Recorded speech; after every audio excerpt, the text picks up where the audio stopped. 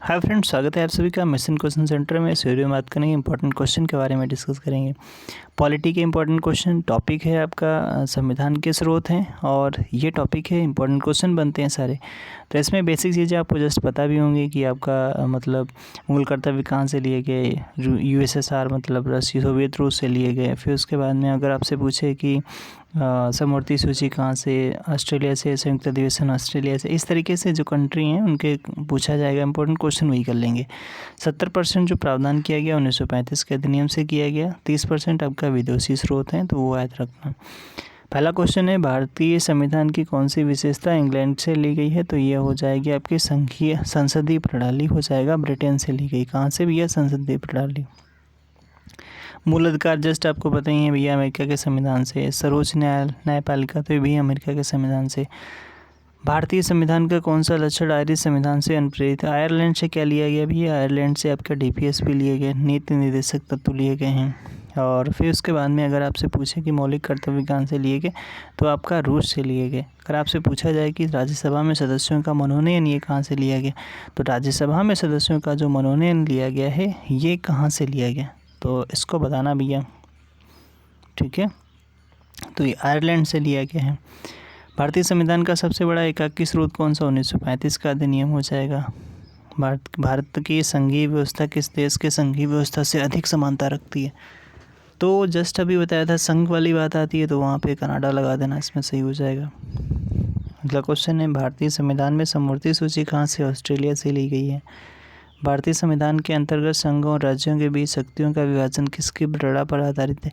शक्तियों का विभाजन अगर बात किया जाता है तो इसका आंसर क्या हो जाएगा? तो कनाडा भी लगाना, ठीक है। संघ और राज्य की बात आए, जब भी आए कहीं पर भी कनाडा लगा देना, सही हो जाएगा। भारतीय संविधान में मौलिक कर्तव्य का विचार, तो मौलिक कर्तव्य रूस के संविधान से लिया गया। भारतीय संविधान में सम्मिलित नीति निर्देशक तत्वों की प्रेरणा हमें किस संविधान से प्राप्त हुई है? तो नीति निर्देशक तत्व लिए गए वो आयरलैंड से लिए गए भैया। डीपीएस भी भाग 4 आर्टिकल 36 से 51, ठीक है।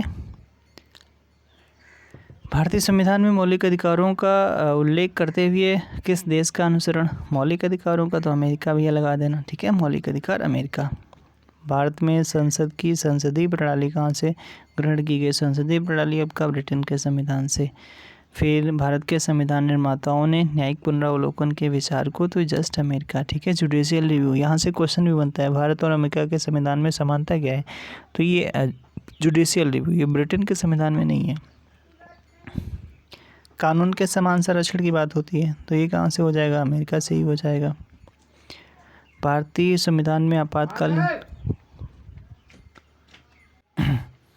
तो अगला क्वेश्चन है, भारतीय संविधान में आपातकालीन संबंधी उपबंध जो भारत शासन अधिनियम 1935 और के संविधान से लिया गया, कहाँ से? तो जर्मनी के वीमर संविधान से लिया गया। जर्मनी के वीमर संविधान से लिया गया।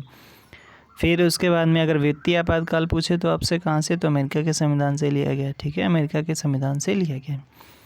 भारतीय संविधान में राज्य के नीति निर्देशक तत्वों का सिद्धांत कहाँ से? तो ये आयरलैंड से लिया गया। डीपीएस भी आयरलैंड से।